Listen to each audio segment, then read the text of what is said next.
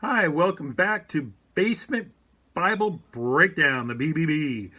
So glad you could join us again here for this part two of the Second Coming and answering to John Watson's live video show that he showed last night and allowed me to come on the phone and talk to you all. And in that discussion, some of the volumes and the audio is not very decent, so I wanted to clarify some points because there were things that I didn't hear that he said and they talked about.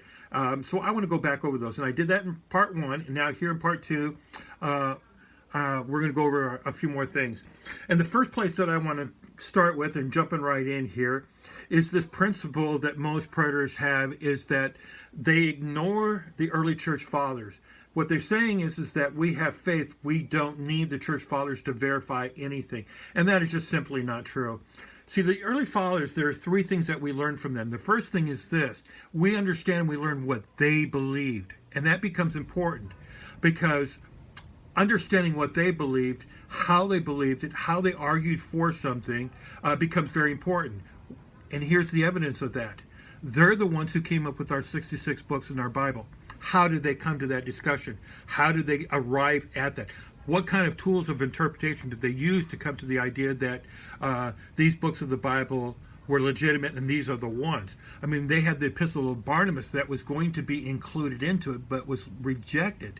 And why was it rejected? Because Barnabas said something about the phoenix from the east, the bird that comes out of this thing. We know that's legendary. We know that's not true, but he presented it as if it was true and understood it was true. Well, that was not inspiration, so we rejected the book of the Epistle of Barnabas. Clement was also one that was going to be accepted. The Didache, however you pronounce it, was going to be included, but they rejected those for different similar reasons and considered not inspired and things, but they determined that. Then what else did these early church fathers come up with a belief? Two very important, solid, foundational doctrines of the church. The incarnation of Christ.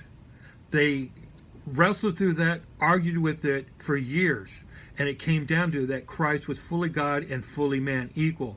God was not born or created in Jesus. Jesus was not born or created. He existed and pre-existed before the foundation of the world. He lived, he was there, and became a man, which means when he became a man, just like us, we're men. We cannot become God. We cannot become angels. The way we are designed and made, we are to be men. We cannot be anything else. Jesus, being God, became also a man.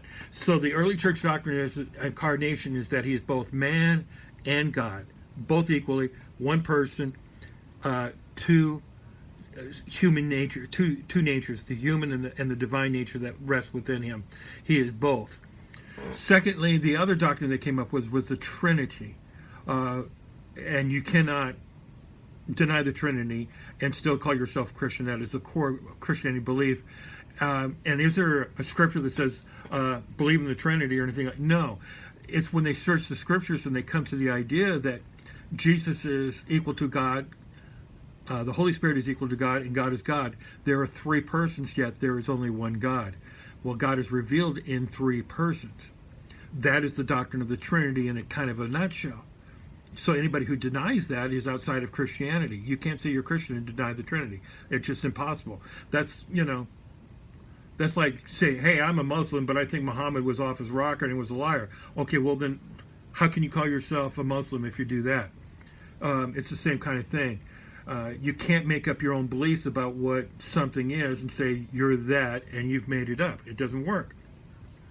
So from those early church fathers, we learn what they believed and how they got through it in the process of it, and we get those three primary core things from them. Secondly, they verify historical facts. They tell us that Caesar Domitian lived between these years, or Nero, or whatever else that they talk about. They tie the church history into history in itself so that we know what was going on and it's verified. When was Jerusalem sacked? 70 AD. Who says that? Josephus, Eusebius. A lot of historians and a lot of people said, yeah, that happened in 70 AD. So we know that they collaborate history. Now, when they say something that is not correct about history, okay, we can go, well, history, we know this happened and this, and he says it didn't. Well, that person is wrong in that fact. Okay, but that doesn't mean that because they messed up in certain things and certain doctrines or even that we throw them all out. We're able to sift through and see what is true and what is not true, history-wise, faith-wise, and practice and doctrine and theology. We examine that, and we can either reject it or accept it. That doesn't mean we say we're true in everything. We can look at it and argue through it. The third thing that the church fathers are known for in their writings is that they record the works of other people that we do not have. Eusebius recorded the works of Pilatus or Hippolytus and others, however you pronounce the name, right? Recorded things that they said, or even for Papias or Polycarp, and things that they said but we no longer have. They were able to write it down, quote it, and put it into their works so that we have those quotes for us today, preserved in Eusebius' works, for example, but not the original works that we got there. So those are the three primary things that we use from the early church fathers. Now, here's another thing that I see prevalent in the churches of Christ that creates a whole host of problems. They reject scholarship. Don Preston, went to some preaching school that he went to, because they don't go to schools to learn theology and doctrine. They go to a school to learn how to preach, or how to a little bit of Greek, a little Hebrew, but they learn things about the Bible, but they don't study the theology and the doctrine, the systematic theology and all of those other things. They never go through that. They reject all of that because you're supposed to search the scriptures yourself and come to an understanding. And so every preterist I run into constantly from them, well, I've been studying it for 30 years. Well, did you ever learn the rule of hermeneutics? I know what they are. Well, tell me what they are. And then they give me this list, and the list is so completely off, it's not even funny. They have no clue.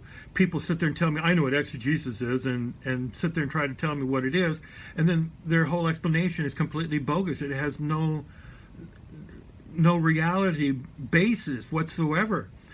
Exegesis is not looking for similar words in one verse and going to another verse and saying, hey, those are the same words and it's used in this context, so therefore, because it means this here, it must mean the same thing here, because this passage is not real clear, but this one is, so therefore that must mean to that.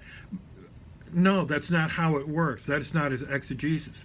Exegesis starts with looking at the scriptures itself, the words, the meaning of the words, how they're used in context, how they're used within the chapter, how are they being understood by the audience that's reading it, how would they understand the doctrine and the theology that Paul is presenting in his epistles, or whatever it might be.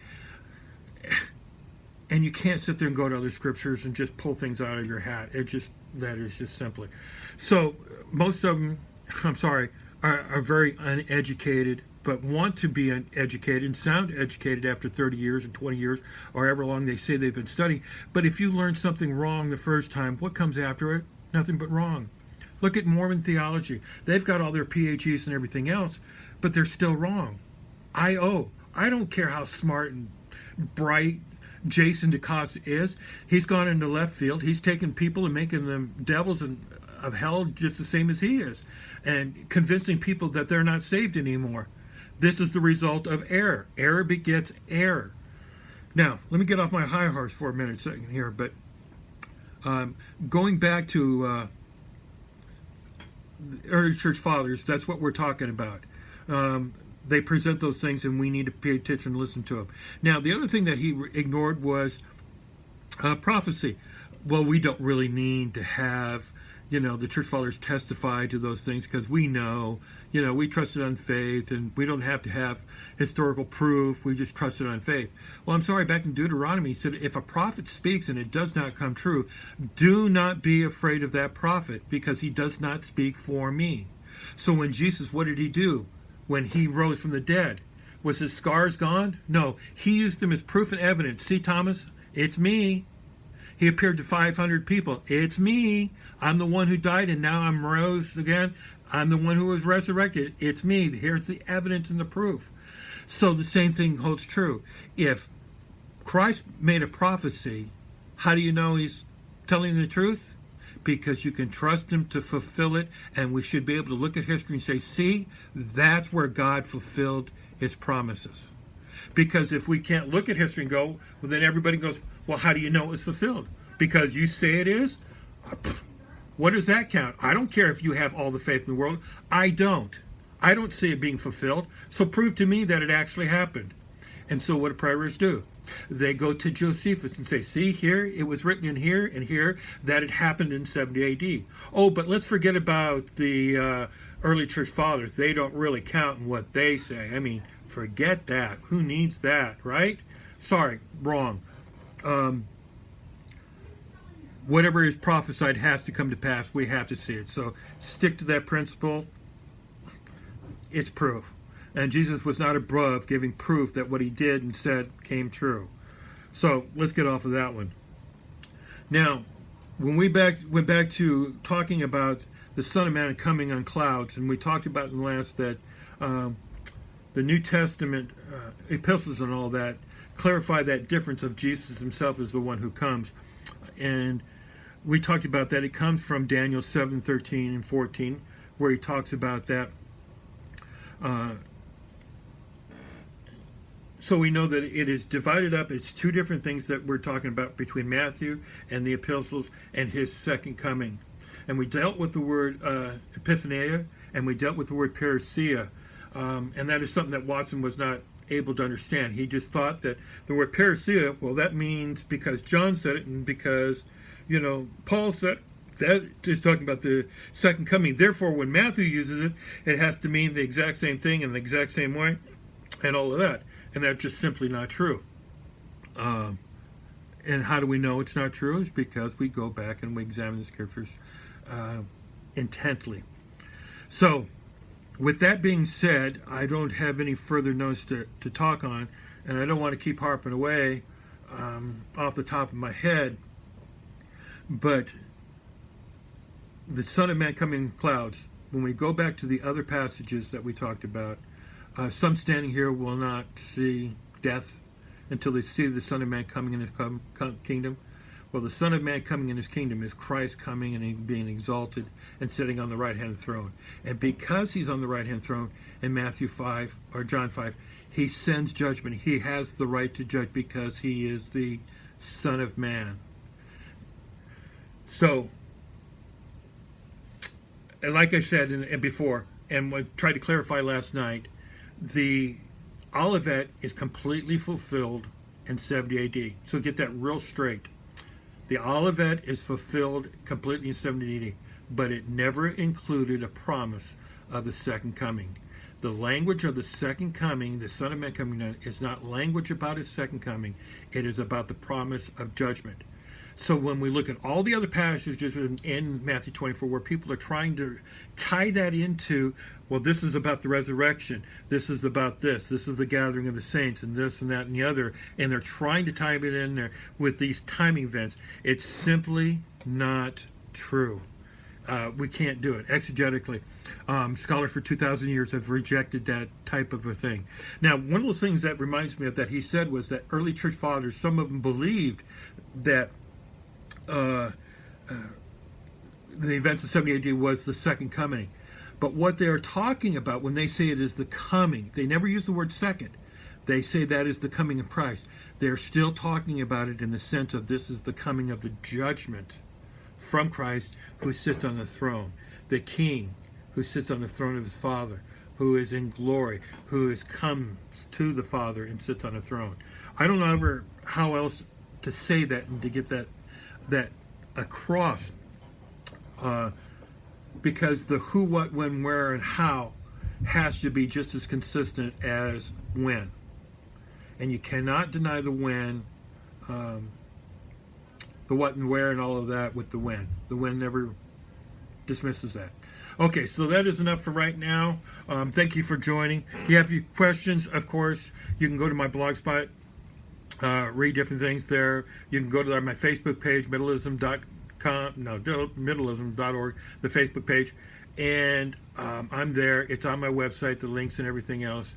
And if you have questions or anything, feel free to ask them. I'm here to answer, and you'll find me, of course, across on these other Predators pages. Thanks for watching, and we'll see you later on the flip side. Bye.